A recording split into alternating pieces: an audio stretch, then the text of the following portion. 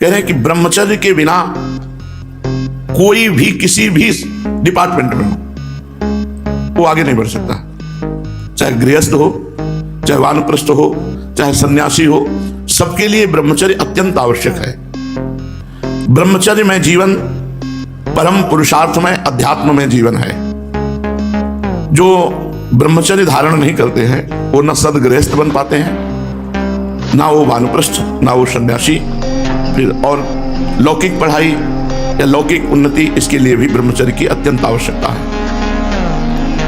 ये भोग बुद्धि जब तक हमारे हृदय में बनी रहेगी तब तक लौकिक पारलौकिक उन्नति नहीं होगी। आज बड़ी दुर्दशा है कि ब्रह्मचर्य का खिलवाड़ बनाकर नाश किया जाता है। मूल जो धर्म का मूल है, अध्यात्म का मूल है, वो ब्रह्मचर्य है। इस पर चर्चा प्रायः नहीं होती, संकोच होगा। और जब ब्रह्मचर्य पर चर्चा नहीं होगी तो नींव मजबूत नहीं, आप महल कितना बढ़िया बना दो, भरभरा के गिर जाएगा, उसमें कोई महत्व नहीं। ब्रह्मचर्य बहुत आवश्यक वस्तु है। तो पहला है, किसी जगह हमने पढ़ा काम संबंधी बात, या हमने काम संबंधी क्रीड़ा देखी, पशु पक्षी किसी की भी, या हमने चित्रगंधा देखा या चलचित्र देखा, जो आज सिनेमा आदि में, मोबाइल आदि में आप सर्च करके देखते हैं, बहुत, ये सबसे पहला अष्टमैथुन में है।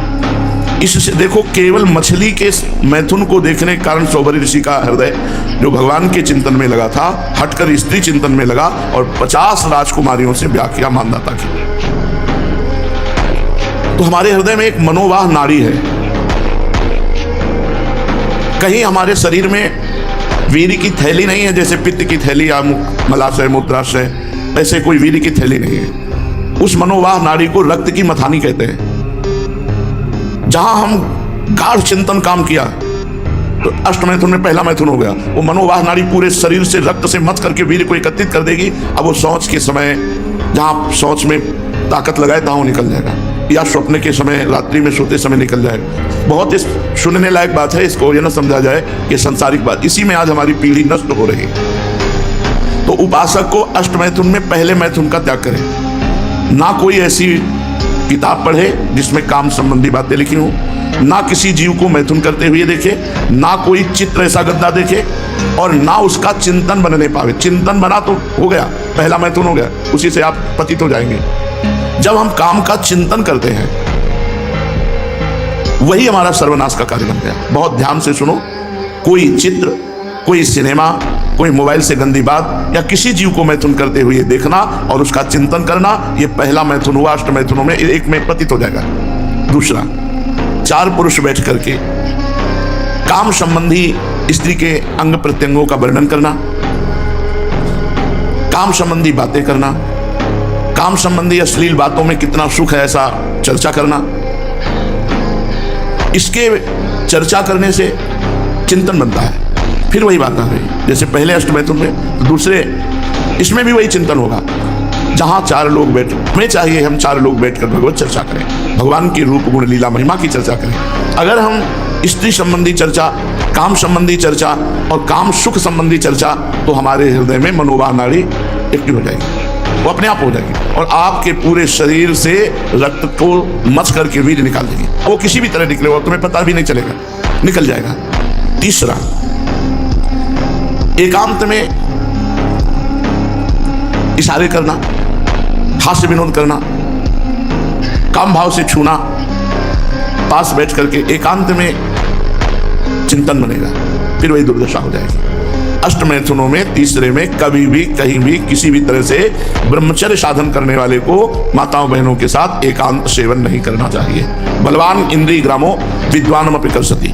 इंद्रियां बड़ी बलवान हैं, वो बड़े बड़े विद्वानों को भी आकर्षित करके बलात् भ्रष्ट कर देती हैं। चौथा, एकांत से किसी स्त्री को चोर दृष्टि करते हुए काम भाव से देखना। वो नहीं देख रहे, आप छुप कर देख रहे हैं और पूरी तन्मयता से। यह अष्टमैथुनों में चौथा है। किसी भी माता बहन को काम दृष्टि से चोर कर देखना। चोर मतलब एकांत होकर के, वो नहीं देख रहे लेकिन आप देख रहे हैं। अष्टमैथुनों में ये चौथा है, ये भी आपको भ्रष्ट कर देगा। पांचवा, मुस्कुराहट, हाव भाव, कटाक्ष, वार्ता, ये काम संबंधी करना। मुस्कुरा दिया परस्पर, कटाक्ष कर दिया, हाव भाव कर दिए, अब मिलो या ना मिलो, वो आपका चिंतन बनेगा, चिंतन आपका सर्वनाश कर देगा। छठवां, श्रृंगारिक शरीर को सजाना। जब हम शरीर को श्रृंगारित करते हैं तो हमारे अंदर रजोगुण आता है, और रजोगुण काम उत्पन्न करता है। रजोगुण से ही काम का प्रादुर्भाव होता है। शरीर की सजावट नहीं होनी चाहिए। ब्रह्मचारी को शरीर से उपेक्षा रखनी चाहिए।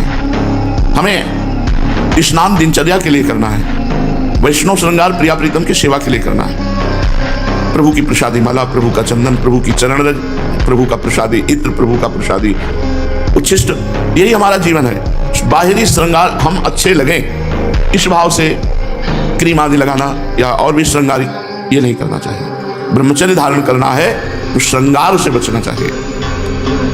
उपन्यास, समाचार, नाटक, अश्लील दृश्य ये आपको कल्पनाओं में भटका देंगे, वैसी कल्पना बनने लगेगी, फिर वही भ्रष्ट हो गए। सातवां, किसी के द्वारा भोग की बात सुन करके उसकी प्राप्ति के लिए प्रयत्न करना, यह अष्टमैथुनों में सातवां है। भोगों की बातें सुन करके अब हम पागल हो गए और हमारा चित्त खोजने लगा कि कहां हमें भोग मिले, कैसे भोग मिले, इससे भी भ्रष्ट हो जाएगा, पतित हो जाएगा। आठवां, प्रत्यक्ष सहवास, प्रगट में संभोग। ये 8 प्रधान अष्टमैथुन कहे गए।